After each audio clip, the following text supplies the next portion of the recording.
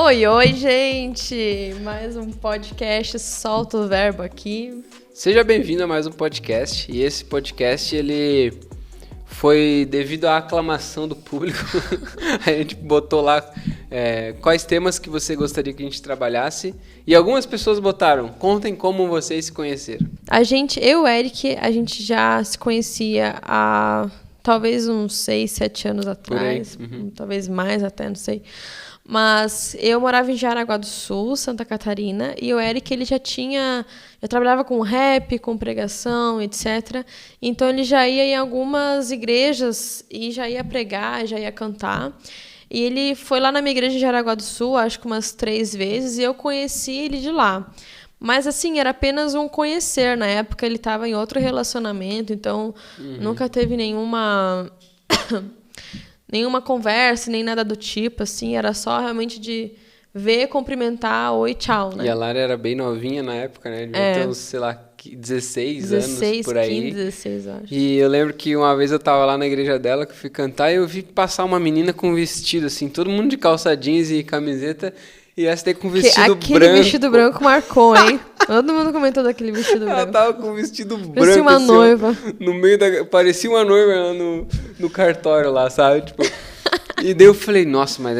Eu pensei na minha cabeça, né? Eu falei, nossa, mas essa menina aí só tá esperando terminar a juventude pra ir pra festa, porque ela já tá com a roupa de sair. Nossa, mas foi o vestido que eu usei no nosso casamento do cartório. É verdade. Eu não tinha reparado, mas é verdade. É verdade, olha aí, ó. É verdade, ó.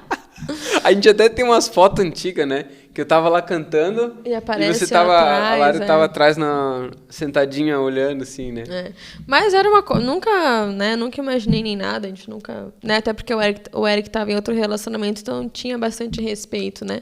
E eu até lembro um dia que daí eu terminei de cantar, você veio toda formal assim, oi, tudo bom? Como é que você falou? Você pegou minha mão assim, nossa, eu queria te dar os parabéns, porque é uma bênção o teu trabalho, que Deus te abençoe. Eu falei, obrigado e tal. Daí ela saiu assim. E aí, depois disso, né, passou acho que uns 2 anos, mais ou menos, eu fui para Curitiba estudar teologia. O Eric já estava lá há 1 ano, né? Quer falar um pouco? Tava lá, ainda tinha um relacionamento na época, né? E mesmo com esse relacionamento, a Lari, ela trabalhava no centro e a faculdade era num outro bairro. E eu trabalhava no centro e eu tinha carro. Então eu dava carona pro Pedro, que trabalhava com a gente, e dava carona pra Lari também, porque era meio perigoso do trabalho dela até o ponto de ônibus, e aí pegar o ônibus, parar um pouquinho longe da faculdade. Então tinha todo esse lance de segurança. Aí ela perguntou lá na faculdade se tinha alguém que vinha pro centro, falaram de mim. Eu falei, não, sem problemas. Aparece lá na barbearia que eu levo você e o Pedro, pra mim não custa nada. E a gente começou a pegar carona, ficou amigo e tal, também sem nenhuma intenção, né, nada. Só conversava normal. Conversava assim. como amigos, eu ainda tratava a Lari muito como uma irmã mais nova, assim, né, lembra? Ele falava, você é minha irmã mais nova. Assim. Tipo, um cuidado de irmão mais velho, assim. E aí, depois acabou terminando o relacionamento que eu tinha, e a gente continuou conversando sem nenhuma pretensão. Tanto que na música a música que eu fiz pra Lari, tem um momento que eu falo assim, ó, e eu nunca esperava por isso, nunca tive segunda intenção. E o mais louco de todas as paradas é saber que no fundo você também não. Porque a gente não tinha intenção um no outro. E não tô falando só pra agradar ou pra me mostrar que eu...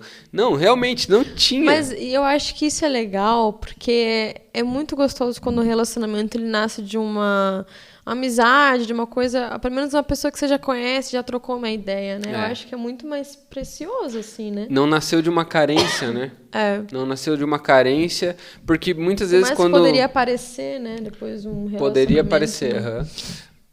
Quando nasce de uma carência, tem muita tendência de virar dependência emocional depois, sabe? Porque estou carente, preciso de alguém, vou me relacionar para solucionar o problema da minha carência. E o problema da tua carência não vai ser solucionado com uma pessoa, sabe? Então a gente estava numa vibe muito legal, assim, um relacionamento com Deus muito profundo, tanto ela quanto eu na época, né? Eu lembro que assim, na minha cabeça, eu passei por algumas desilusões amorosas, eu falei, olha, a próxima pessoa que eu vou ter na minha vida é para casar, né? Eu não quero mais ser usada, eu não quero que nenhum homem use meu emocional, eu tenho meu valor em Cristo Jesus, né? E Deus me deu o valor. Então, assim, eu não queria passar por uma defraudação emocional, sabe? Onde um homem, às vezes, né, demonstrasse uma intenção em mim, mas não era bem assim, sabe? Então, eu lembro que eu comecei a ir pegar carona com o Eric, e o Eric, uma época, ele começou a uma vez ele me elogiou. Eu cheguei lá e ele falou que eu estava muito bonita. E eu fiquei assim, meio... E nem foi com nenhuma intenção, eu acho, naquela época. Mas eu fiquei meio assim, sabe? Ele me elogiou, eu fui pensando naquilo, eu falei, olha, eu vou conversar com ele, porque eu não vou deixar, né, ele... Porque isso mexe com a gente, né? Quando alguém elogia a gente, quando alguém faz alguma coisa assim, isso mexe com a gente. Eu não queria ficar ferida como emocional, eu acho que né? esse elogio já foi depois que a gente tinha conversado durante alguns meses ali, né? A gente tava conversando normal sobre a vida, acho, assim, né? No meio da carona. Mas sobre a vida, assim.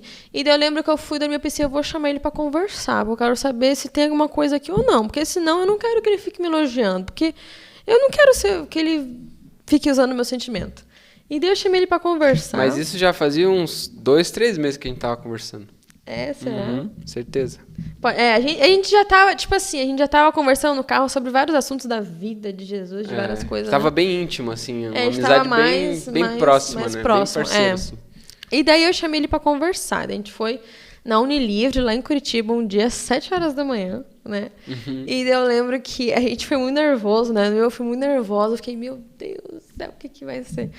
E daí a gente já tava se gostando daí, né? Sim. E aí eu cheguei e a gente fez um devocional, assim, oramos só pra dar, né? E daí eu perguntei assim, olha, eu queria saber, você tem alguma intenção em mim? E ele falou, sim. E daí eu fiquei, por dentro, por fora eu tava plena, né? Mas por dentro eu tava tipo, meu Deus! E aí ele perguntou, e você também tem alguma intenção em mim? Daí eu falei, sim. Sim, muito tímido. Tipo, sim. Bem pra dentro. Aí nós dois ficamos tipo assim, meu Deus, e agora? O que a gente faz? Então tá, né? Acho que até tu falou assim, não, então tá, né? Beleza, então, só pra saber. Já tá esclarecida a dúvida. E daí, mas sabe que isso é bom? Isso Pode ser uma coisa meio besta, mas é bom você saber o que a pessoa quer contigo, sabe? Porque senão você fica naquela coisa imaginando, será que é? Será que não é? Será que ele é meu amigo? Será... Não, mas joga limpo. O que tem aqui? Olha, eu posso estar errada, pode ser coisa na minha cabeça, mas parece que você está gostando de mim. É isso ou não é? Isso. Deixa claro, sabe? Por mais que você não saiba, deixa claro, olha, pode ser que eu esteja sentindo alguma coisa, mas ainda para mim eu não sei te dizer o que é que eu estou sentindo. Mas tem alguma coisa. Poxa, se você falou isso, cara, você já preparou aquela pessoa, sabe? Porque se não for, e quando você descobrir que não é, você também pode falar, olha, eu achava que tinha alguma coisa, eu achava que eu gostava realmente de você, que eu queria viver uma vida com você, mas eu percebi que não é, sabe? É uma então, amizade, preciso te comunicar isso. Porque senão pode virar uma defraudação, né? E isso era algo crucial, assim, que eu tinha na minha cabeça, de ter sinceridade. Tem que ter sinceridade. Daí eu lembro que até nesse dia eu falei assim, vamos então amadurecer, né, esse sentimento, vamos ver se é isso mesmo, né, não vamos fazer nada por impulso, né, vamos esperar passar uns meses, se conhecer mais. A gente não se beijou, não se tocou. Não, nada, assim. A gente só conversava mesmo, mas era só pra gente, vamos amadurecer esse sentimento, né, e vamos ser muito sinceros, vamos ver, daqui 2, 3 meses ele vai continuar ou não vai continuar? Como é que vai estar, né? E aí eu lembro que nessa época Deixa eu só falar uma frase que a Lari falou naquela época que foi muito especial. Foi assim, antes de ficar nu na frente de uma pessoa, fique nu de alma na frente dela. Cara, isso é tão precioso, né? Porque você pensa num relacionamento, a maioria das pessoas elas querem demonstrar algo que elas não são, para agradar, para ser aceito. E aí uma hora essa máscara cai, a pessoa vai ver que naquele momento não é mais o que você era lá no começo, sabe? Então, por exemplo, quando a gente casou, a Lari não falou aquela frase, quando eu casei ele era de um jeito e agora não é mais. Não. Desde quando a gente começou a namorar, a gente foi muito sincero, sabe? Não ficou naquela... Em tudo. Eu acho que eu não vou falar isso, porque o que ele vai pensar de mim? Não, o negócio era mesmo falar, mesmo pra você ver se você vai querer isso aqui mesmo ou não, né? Porque se ela não quiser, então que ela não queira já agora. Exatamente. E se ela quiser, que ela queira do jeito que eu sou, com os problemas que eu tenho, vai ser muito melhor. O divórcio, ele começa já no namoro. né? Ele começa já ali nas conversas, já começa a pescar e ver algumas coisas. E aí foi interessante que a gente tinha um professor, pastor muito querido, Mário, e ele acompanhou esse nosso processo. E ele fez um discipulado, assim, de como se fosse um cursinho de noivos com a gente. Um acompanhamento, um acompanhamento. Um aconselhamento. Com um livro chamado Rumo ao Altar. E esse livro tinha várias perguntas, assim, tipo... das mais diversas, tipo assim, perguntas de finanças, perguntas sobre o futuro de vocês, como que eram as brigas na casa de vocês, como que era a relação com o pai, com a mãe, com os irmãos. Assim, são várias perguntas que te ajudam a você ter mais, medir a febre e ver realmente se é isso ou não é isso, né? Porque, assim, eu acho que isso é uma das bênçãos de você não ter toque físico, né? Porque quando você tem toque físico, o teu relacionamento, por mais que ainda não era um namoro, mas o teu relacionamento, o toque, ele vira o centro do relacionamento. Vocês querem se encontrar só para se beijar, só para se tocar. E quando você não tem isso, você dá espaço para você conversar sobre muitas coisas, né? E eu lembro que até tinha uma coisa específica na minha vida, assim, que eu tinha bastante medo, assim, de falar. E eu lembro que eu falava, poxa, será que algum homem vai aceitar isso na minha vida ou não? E eu lembro que eu cheguei, assim, pro Érico um dia e eu falei disso, sabe? Eu falei, olha, minha vida tem isso aqui e tal. E ele, assim, me aceitou de uma forma, ele me deu tanta segurança, ele me passou tanta confiança, ele falou que queria, de fato, ficar comigo, sabe? Então, por isso que eu falo, como é bom você expor com sinceridade a tua vida, os teus planos, os teus projetos, a tua família. Porque quando você casa, você não casa só com a pessoa, você casa com a família dela. Então, assim, isso foi crucial pra gente começar um namoro. É interessante, né? Que a gente já tinha uma certa idade, eu já tinha namorado, a Lara já teve outros relacionamentos, então a gente já meio que sabia que a gente não queria perder tempo. Porque quando você namora pra ver no que vai dar, a chance de dar errado é muito grande. Então a gente não queria que desse errado, porque a gente sabia que ia ser perca de tempo. E ninguém gosta de perder tempo. Então a gente já sabia, ó, a pessoa que eu quero namorar é uma pessoa que eu quero casar. Isso já estava firme. Porque se eu for namorar uma pessoa que eu não quero casar, eu vou namorar com a mulher de um outro cara. Porque no fundo ela vai lá na frente casar com outro cara. Então isso estava muito firmado entre a gente. Era um consenso muito firme que a gente tinha. Tanto que no primeiro mês de relacionamento a gente já guardou dinheiro pro casamento. Depois no namoro, né? Depois que a gente começou a namorar. Né? A gente ficou ali, acho que uns 3 meses, talvez 4, conversando, assim, sobre muita coisa da vida. Muita coisa da vida, assim. E tendo esse acompanhamento com esse pastor amigo nosso, sobre vários assuntos, assim. Mas eu ainda digo, a gente já se conhecia, a gente já tinha uma amizade. Então, eu acho que até, por exemplo, uma pessoa que não conhece a outra pessoa, tipo assim, zero, ela tem que ter muito mais tempo para conhecer, né? Eu acho que também isso foi importante, né? Foi. A gente conheceu a família um do outro, daí a gente, poxa, é isso mesmo, então vamos namorar, né? E a gente, nessas conversas, eu descobri que eu era muito parecido com a Lara, assim, tipo, criados com pais separados, situação financeira da família bem parecida, maneira de pensar, de economizar dinheiro, de planejar o futuro muito parecido, propósito de vida muito parecido. Tanto que uma das perguntas que me fez olhar para ela com outro olhar foi: qual que é o propósito da tua vida? Perguntei para ela, o que você quer para tua vida? Daí ela falou, eu quero cuidar de pessoas. E era a mesma frase que eu usava. Eu falei, nossa, cara, parece que é eu falando. Aquilo ali gerou uma identificação muito forte, sabe? Depois daquele dia, a gente fez uma oração bem longa no carro, bem gostosa, assim, né? E depois daquele dia, brotou algo no meu coração. Mas não só porque ela era bonita, não só porque... Enfim, mas porque ela tinha um propósito de vida que eu falei pra mim mesmo que era o meu propósito. Então eu sabia que eu ia ter alguém pra caminhar do meu lado, sabe? Eu acho que esse é outro start, assim, quando, né? De novo, quando você namora pra ver no que vai dar, tu namora com uma perspectiva, mas quando você namora com uma perspectiva de casamento, é outra vibe. É outra coisa. É outro. Nossa, negócio. é outro. Então você, assim, as tuas conversas são diferentes, tudo é diferente, porque se vocês têm um objetivo, vocês têm um foco, né? Tanto quando a gente começou a namorar, como o Eric falou, no primeiro mês a gente guardou R$500 já pra festa de casamento. Então, nosso namoro não foi nem assim um namoro, foi praticamente um noivado, porque nosso namoro foi organizar a festa de casamento e se conhecer ainda mais, né? Então... E foi difícil, não foi fácil, né? A gente tá contando as coisas boas, né? Tanta bênção, mas no meio disso tudo a Lari desenvolveu síndrome do pânico por uma série de coisas da vida dela que ela viveu, que naquele momento desenvolveu essa dificuldade, sabe? Então, eu tive que ser muito forte, sabe? Tive que auxiliar muito ela nesse momento. E ela também, depois que passou tudo isso, ela percebeu, poxa, eu tive no pior momento da minha vida, ele estava do meu lado ainda, sabe? Isso fortaleceu a gente, né? Ao mesmo tempo, teve um momento que eu queria gravar meus clipes. Eu tava pensando em desistir da música e a Lari falou, não desiste, você tem potencial, você tem um talento, eu vou te ajudar, sabe? Da mesma forma que eu ajudei ela, até financeiramente no momento que ela tava com síndrome do pânico, que ela saiu do trabalho, ela também me ajudou depois, dizendo assim, olha, você não vai desistir da música e eu vou trabalhar. E se eu não me engano, você trabalhou 8 meses no restaurante. Acho que foi 8 meses. 7, não sei, não lembro. E todo o salário dela ia pra gente fazer as músicas, sabe? Então, existe uma parceria. Mostrou assim. A parceria um do outro, né? Mostrou... Gente, não tem muito segredo. Se não veio um anjo e falou, é ela, sabe? Ou é ele.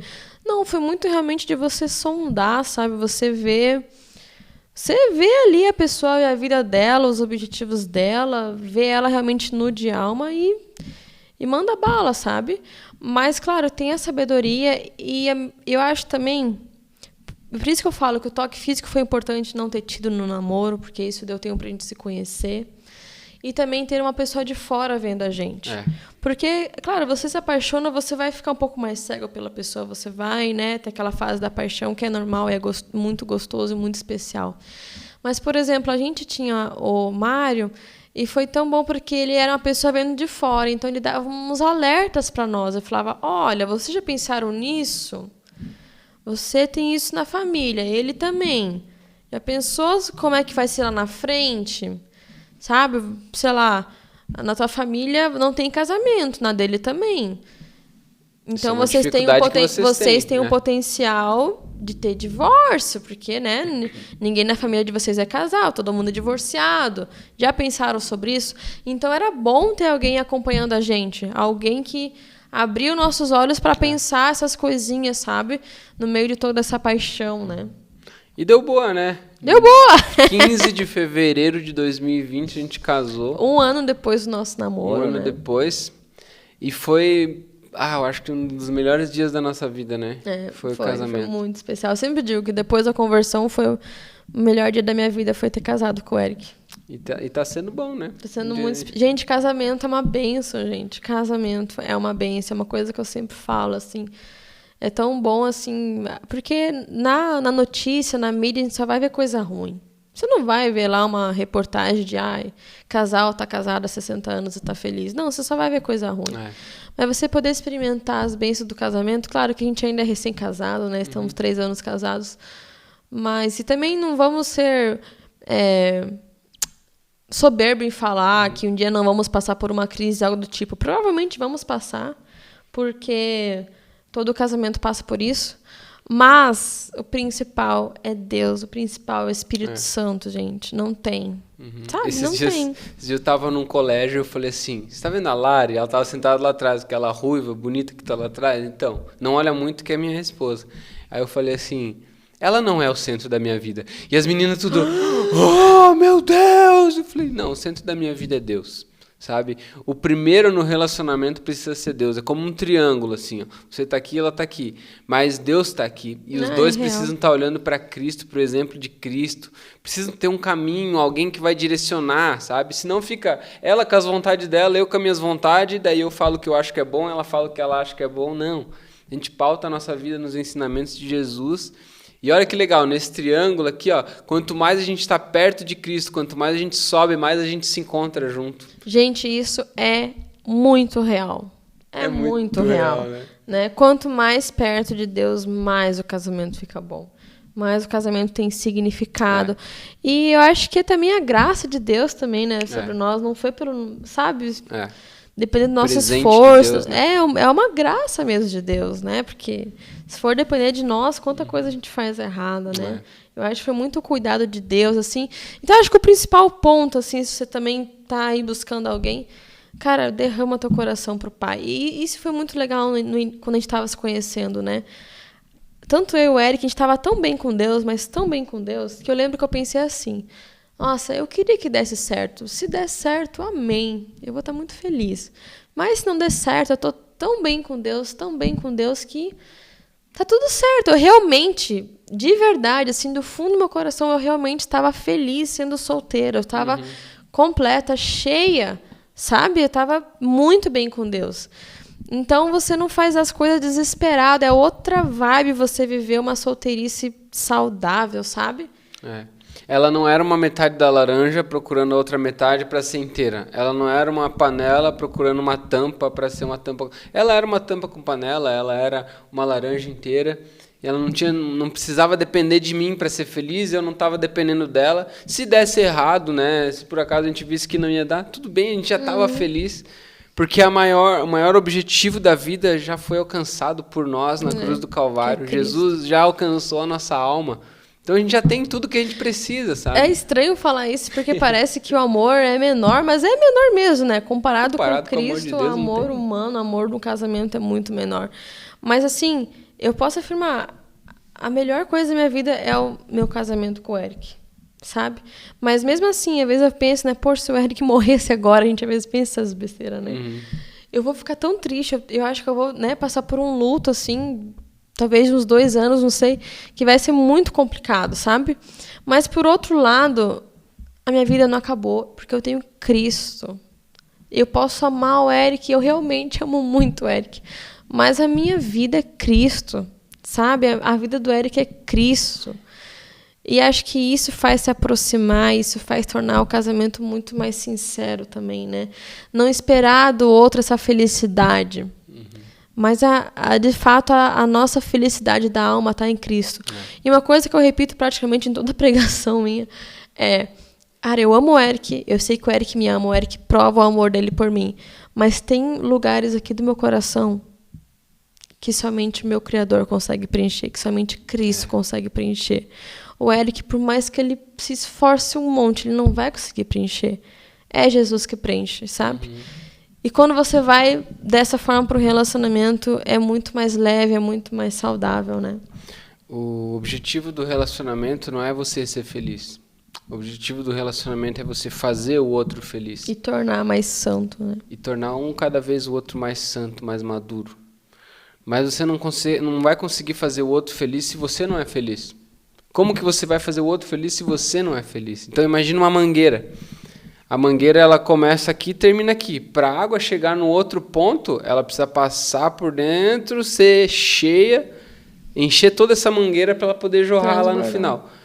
Mas se a mangueira não está nem jorrando para você, se você não está com essa água da felicidade, que é o Espírito Santo de Deus, você não vai conseguir jorrar o outro. Então, o primeiro passo, cara, tenha um relacionamento com Deus sincero. Deus é um pai de amor que te ama, quer morar dentro de você, quer habitar em você, quer te fazer cheio, como essa mangueira é cheia, porque a partir do momento que você é cheio, você começa a transbordar. E aí você consegue fazer o que o relacionamento foi feito para fazer, que é amar o outro. Que Deus te abençoe. A gente começou para ser um como nos conhecemos, já estamos dando conselho aí, né?